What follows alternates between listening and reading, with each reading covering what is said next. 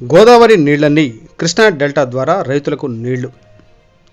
ఎన్టీఆర్ జిల్లా జగ్గైపేట నియోజకవర్గం వత్సవాయి మండలం లింగాల గ్రామంలో మాజీ శాసనమండలి సభ్యులు తొండపు దశరథ జనార్దన్ మాట్లాడుతూ, చంద్రబాబు నాయుడు ఢిల్లీకి వెళితే రాష్ట్ర ప్రజల సమస్యలు ఒక్కొక్క సమస్యలను నడుము బిగించి ఒక కలంపోటుతో 15,000 కోట్లు తెచ్చారని, 5 సంవత్సరాలలో గత ప్రభుత్వం చేసింది ఏమిటి, 151 మంది ఎమ్మెల్యేలు, 31 మంది పార్లమెంటు సభ్యులు ఉండే రాష్ట్రానికి ఏం ఒరిగింది, గోదావరి నీళ్లన్నీ కృష్ణా డెల్టా ద్వారా పట్టిసీమకు పంటలు పండించవచ్చని, అలాంటి పోలవరాన్ని నీటిలోన ముంచారని ప్రశ్నించారు.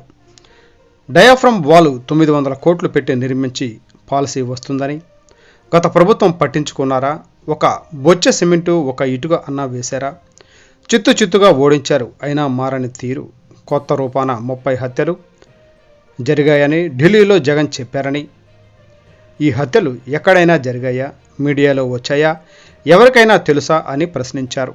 రాష్ట్ర ప్రజలు ఎప్పుడు ప్రస్తుతం స్వేచ్ఛగా, సుఖంగా, సంతోషంగా ఉండగలుగుతున్నారని ఈ సందర్భంగా తెలియజేశారు. ప్రభుత్వ కార్యాలయాలన్నీ వస్తే అక్కడ పిల్లలందరికీ కూడా చదువుకున్న వాళ్ళకి ఉద్యోగాలు వస్తాయి. ఈ ఉద్యోగాలు పేద పిల్లలు, రైతుల కుటుంబాలు, కార్మికుల కుటుంబాలు, అన్ని కుటుంబాల వాళ్ళకు కూడా అవకాశం వస్తుంది.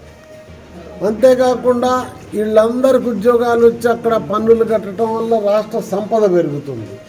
సంపద పెరిగితే మళ్ళీ పేదవాళ్ళకి అభివృద్ధి కార్యక్రమాలు చేస్తారు. మొన్న పెన్షన్లు డిస్ట్రిబ్యూషన్ చేశారు. 7,000 రూపాయలు ఒకే రోజు రాష్ట్రం మొత్తానికి స్వేచ్ఛగా, సుఖంగా, సంతోషంగా ఉండగలుగుతున్నారు. అంతకుముందు అంతా భయం గుప్పెట్లో బతికేటటువంటి పరిస్థితి.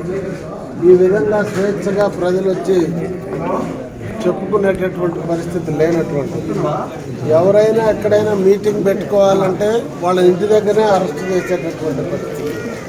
కనుక ఇప్పుడు గ్రామాల్లోకి వస్తే ఇప్పటికి కూడా ఆ స్వేచ్ఛని అనుభవిస్తూ వాళ్ళ సంతోషాన్ని వ్యక్తపరుస్తూ ఉన్నారు. అంతేకాదు, ఇప్పుడు సమస్యల పట్ల కూడా మీరు చూశారు. గత 5 సంవత్సరాలుగా 31 మంది పార్లమెంట్ సభ్యులుంటే ఢిల్లీలో ఆంధ్రప్రదేశ్ ప్రభుత్వానికి చేసిన మేలు లేదు.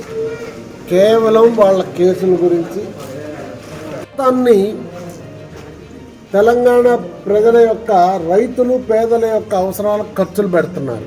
అట్లనే హైదరాబాద్ లాంటి అభివృద్ధి కేంద్రంగా అమరావతిని అభివృద్ధి చేయాలని చంద్రబాబు నాయుడు గారు ముందస్తు ప్రణాళికతో తయారు చేస్తే దాన్ని పూర్తిగా నాశనం చేసింది గత ప్రభుత్వం. ఇది ప్రజలకు ఇప్పుడే అర్థమవుతుంది.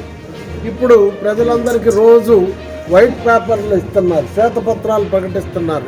ఏంటి గత ప్రభుత్వంలో ఏం చేసింది, రాష్ట్ర ప్రభుత్వం ఎలా ఉంది, ప్రజలు ఎంత నష్టపోయారు, ఎన్ని కష్టాలు కొడిగట్టారు అనేవి మొత్తం తెల్లం అవుతున్నాయి కదా. ఇప్పుడు చూడండి, పోలవరం ఆంధ్రప్రదేశ్కి జీవనాడి. పోలవరం కట్టుకుంటే రాయలసీమ మొత్తానికి నీళ్ళు వస్తాయి. అట్లనే ఉత్తరాంధ్రకి నీళ్ళు వస్తాయి. డెల్టా కూడా స్థిరీకరణ అయిపోద్ది. కృష్ణ విధంగా ప్రజలు గుణపాఠం చెప్తారు. ప్రజలకు అన్నీ తెలుసు, బాగా గమనిస్తున్నారు. ఏదేమైనా ఈ సంవత్సరం వర్షాలు కూడా సకాలానికి పడినాయి, నాట్లు కూడా సకాలానికి వేశారు. ఇంతకు ముందంతా చెప్పేవాళ్ళు. గత 2 సంవత్సరాలు ఇబ్బంది పడిన రైతాంగం ఈ సంవత్సరం సస్యశ్యామలంగా పంటలు వేశారు. మన మునేరుదే ఉంది. మునేరు చూడండి, 10 ఏళ్ల క్రితం అక్కడ స్కెల్టన్ కట్టినట్టు, ఒక అస్థిపంజరాన్ని కట్టినట్టు కట్టారు. ఎవరి రైతుల కోసం కట్టల, కాంట్రాక్టర్ల కోసం కట్టి కమిషన్లు దొబ్బారు.